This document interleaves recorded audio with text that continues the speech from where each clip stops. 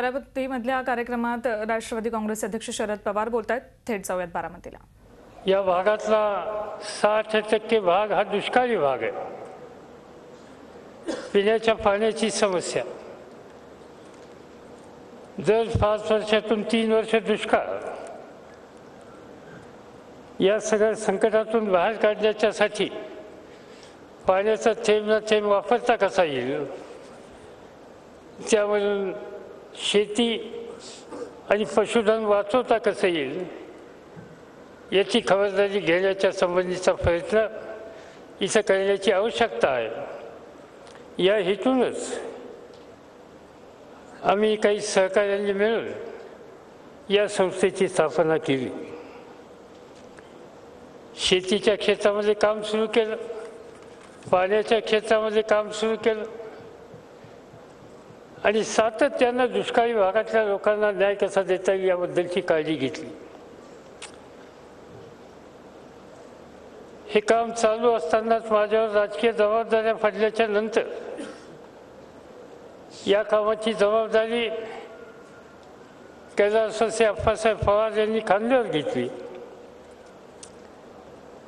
आणि अप्पासाहेब पवार ने ये जिम्मेदारी अपने कंधे पर लेने के बाद यहाँ के नौजवान किसानों का हौसला बढ़ाया, फार्मर्स क्लब बनाए, नई टेक्नोलॉजी उनके खेतों पर कैसी जाएगी इस पर ध्यान दे दिया और इसके साथ साथ शारदा नगर संकुल खड़ा करके घर की बच्ची, घर की लड़की वो सुविधा कैसी होगी इस पर उन्होंने ध्यान दिया. और आज मुझे गर्व है कहने में, शारदा नगर की लड़कियां जो कोई जिम्मेदारी उनके कंधे पर पड़ती है वो समर्थ रूप से संभालने के लिए आज खड़ी होती है. ये एक बहुत बड़ा काम इस माध्यम से यहाँ हो गया है. प्रधानमंत्री जी, इस क्षेत्र में जहाँ पानी है वहाँ गन्ने का फसल और बागवानी पर ध्यान बहुत है.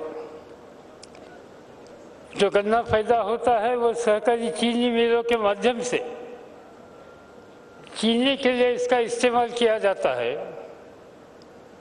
चीनी के साथ साथ इथेनॉल बनाते हैं कि जो पेट्रोल आयात के लिए, इंपोर्ट के लिए सब्स्टिट्यूट है, और इसके साथ साथ बिजली बनाने का भी काम करते हैं. यहाँ का गन्ना किसान इस साल दुखी है कि दुनिया में और भारत में चीनी की कीमत कम हो गई. जो हमारा एक्सपोर्ट है वो एक्सपोर्ट भी कम है. आज स्थिति ऐसी है कि यहाँ उत्पादन ज़्यादा है, चीनी को डिमांड नहीं है, किसानों को गन्ने की कीमत देने की ताकत चीनी मिल की होती नहीं. और इसमें बदलाव लाना हो तो मुझे लगता है, मुझे मालूम है कि आपके नेतृत्व वाली सरकार चीनी एक्सपोर्ट करने के लिए कुछ कदम उठाने के लिए कुछ कई लोगों से बात करती है. इस बारे में जल्दी से जल्दी निर्णय हो जाएगा और देश से ज़्यादा चीनी बाहर जाएगी तो गन्ना किसान को एक अच्छी कीमत देने की ताकत यहाँ हो जाएगी और ये मेहनत करने वाला गन्ना किसान अपनी समस्या से बाहर होगा. ये गन्ने के साथ बागवानी को हम लोगों ने प्रोत्साहन दे दिया. यहाँ अनार पैदा होता है, यहाँ अंगूर पैदा होता है, अलग अलग किस्म के फल यहाँ तैयार होते हैं. और इसके साथ दूध का धंधा, इसमें बढ़ोतरी लाने के लिए यहाँ कुछ ध्यान दिया गया. इसमें प्रक्रिया करने वाली इंडस्ट्री यहाँ लाई.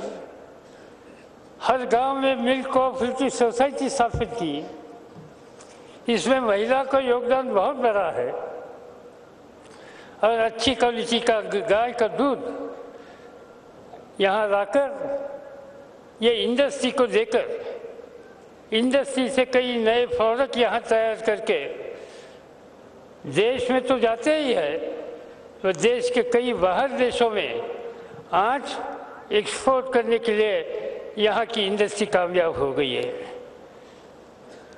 अकेले डायनामिक्स में हर दिन 9 लाख लीटर दूध प्रोसेस होते हैं और बाकी सब जो छोटे मोटे यूनिट है वहाँ में दूध पर प्रक्रिया होती है। इससे एक किसानों को राहत मिलती है।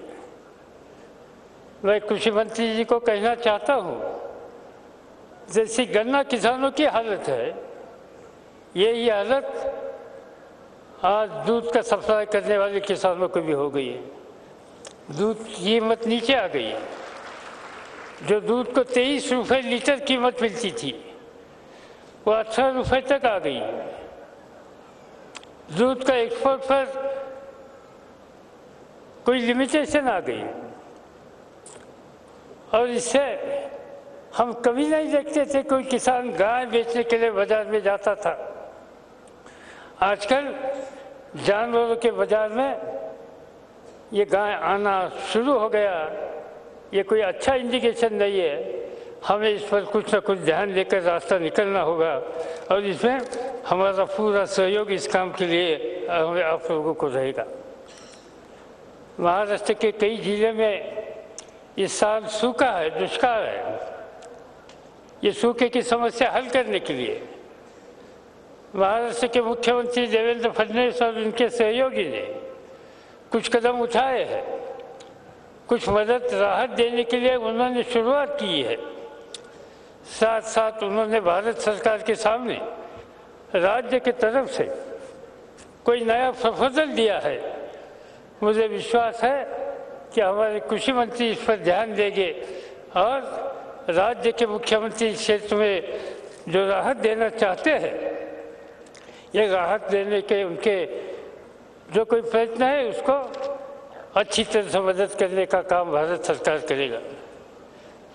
आज यहाँ एक नया कदम उठाने का काम होता है। एग्रीकल्चर डेवलपमेंट ट्रस्ट में हमेशा कोई नई टेक्नोलॉजी, कोई नया काम, नई आइडिया, नया क्रॉप, इस बारे में कुछ भी इंफॉर्मेशन दुनिया से मिली और यहाँ के किसानों के लिए फ़ायदे की होती है, इस पर डेमोन्स्ट्रेशन करके इसका ट्रेनिंग देने का काम यहाँ कई सालों से होता है। भारत और नीदरलैंड ये दोनों सरकार में इंडो डच एग्रीमेंट नाम का एग्रीमेंट हो गया और इस एग्रीमेंट में डच गवर्नमेंट, नीदरलैंड गवर्नमेंट भारतीय किसानों को नई टेक्नोलॉजी देगा, सीड देगा, ट्रेनिंग के लिए सुविधा देगा। इस तरह की तैयारी इस एग्रीमेंट में हुई है। ये एग्रीमेंट के लिए इस देश में 4 राज्यों का सिलेक्शन हुआ, जिसमें पंजाब, केरला, कर्नाटक और महाराष्ट्र है। और इसी माध्यम से ICAR के मान्यता से centre for excellence in vegetables, ये क्षेत्र में काम करने वाला एक सेंटर कि जहाँ सबसे अच्छा काम होगा, इसका सिलेक्शन भारत सरकार ने किया। और मैं देश के कृषि मंत्री को धन्यवाद दिलाना चाहता हूँ कि महाराष्ट्र में उन्होंने यहाँ की KVK और एग्रीकल्चर डेवलपमेंट ट्रस्ट इनका सिलेक्शन किया और आज प्रधानमंत्री के हाथों से ये सेंटर ऑफ एक्सलेंस, इसकी कोनशिला यहाँ डालने का काम हुआ। मुझे विश्वास है कि ये नए टेक्नोलॉजी यहाँ लाने के लिए इसका फ़ायदा हो जाएगा। मैं प्रधानमंत्री जी को कहना चाहता हूँ कि आज भी हमारे कई टीचर नीदरलैंड में जाते हैं, वहाँ टेक्नोलॉजी सीखते हैं। हमारे कई स्टूडेंट यहाँ से नीदरलैंड में जाते हैं, 3 साल यहाँ पढ़ते हैं, 2 साल वहाँ पढ़ेंगे, उनको वहाँ की डिग्री मिलेगी। और जो मॉडर्न टेक्नोलॉजी के बारे में जो कोई दुनिया में नए बदल हो रहे हैं, वो सीखने का मौका उनको यहाँ मिल रहा है, वहाँ मिल रहा है, और इसकी शुरुआत यहाँ हो रही है। मुझे विश्वास है कि ये नौजवान ये दुनिया की नई टेक्नोलॉजी सीख कर अपने खेतों पर तो परिवर्तन करेगी, मगर पड़ोसी किसानों को भी इस तरह में मदद करेगी। और मुझे विश्वास है, जैसे प्रधानमंत्री जी अभी मुझे कहते थे, किसानों की एक आदत है कि आप भाषण देने से उनका विश्वास कभी बचता नहीं, वो देखना चाहता है कि इसका रिजल्ट क्या आया, और रिजल्ट अच्छा आया तो उसको बताने की ज़रूरत नहीं पड़ती। तो ऐसा काम करने के लिए ये हमारे नौजवान इंडो-डच प्लान के माध्यम से सीख कर यहाँ काम करेंगे, और इसकी सुविधा यहाँ हो रही, इसकी मुझे बड़ी खुशी है। प्रधानमंत्री जी को थोड़ा खेती के बाहर जाकर एक समस्या मैं उनके सामने रखना चाहता हूँ। यहाँ के किसान खेती अच्छे करते हैं, मगर यहाँ साथ साथ हमारे यहाँ एक धनगर नाम का समाज है, जिनको अंग्रेजी में शेफर्ड बोलते हैं। इन लोगों की कुछ समस्या है। उन लोगों को, आदिवासियों को जो सुविधा मिलती है, उस तरह की सुविधा मिलने की आवश्यकता है। ऐसी मांग कई सालों से यहाँ के नौजवानों की है। इस बारे में संघर्ष भी हुआ था। मुझे खुशी है कि महाराष्ट्र सरकार ने, महाराष्ट्र राज्य की तरफ से उनका समर्थन भारत सरकार के पास करने का काम किया है। मैं जानता हूँ ये काम हो सकता है तो देश के पार्लियामेंट में हो सकता है, और मैं प्रधानमंत्री जी को इतना ही विश्वास दिलाना चाहता हूँ, एज ए पार्लियामेंट का सदस्य हम सब लोग भले अलग राजनीति के हो, मगर ये आरक्षण के लिए जो कोई कदम आप उठाएंगे उसको हमारी तरफ से हम अच्छी मदद करेंगे और आपको अच्छी तरह से सहयोग देंगे। आज आप यहाँ आ गए, यहाँ जो कोई परिवर्तन के लिए प्रोसेस चालू है, ये देखने के काम आपने किया। मुझे विश्वास है कि ऐसे काम करने वाले लोगों को देश में कहीं भी संस्था हो, उन सभी संस्था को आपकी तरफ से हमेशा मदद हो जाएगी। मैंने देखा जब फील्ड पर आप गुजरात में काम करते थे, ऐसे कई कदम आप उठाते थे जिससे जिस क्षेत्र में, कच्छ जैसे क्षेत्र में कोई फसल नहीं आता था, वहाँ का चेहरा आज बदला है, वहाँ का किसानों का भी चेहरा बदला है। और इसीलिए इसी लाइन से यहाँ जो छोटा बड़ा काम हमारे सब साथियों को चालू है, चाहे खेती के क्षेत्र में हो, बागवानी के क्षेत्र में हो, दूध के क्षेत्र में हो, शिक्षा के क्षेत्र में है, ये सब आपने यहाँ आकर देखा। और आपके साथ राज्य के राज्यपाल साहब, राज्य के नौजवान मुख्यमंत्री, देश के कृषि मंत्री, महाराष्ट्र के कृषि मंत्री एकनाथ खड़से, और यहाँ पूना डिस्ट्रिक्ट के पालक मंत्री गिरीश बापट, ये भी साथ आ गए।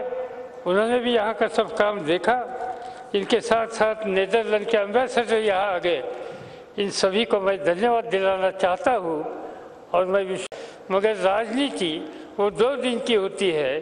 365 दिन में 363 दिन इस देश के विकास का काम, इस पर हमारी नज़रिया रहनी चाहिए, और यही नीति हम लेकर हम जाएंगे।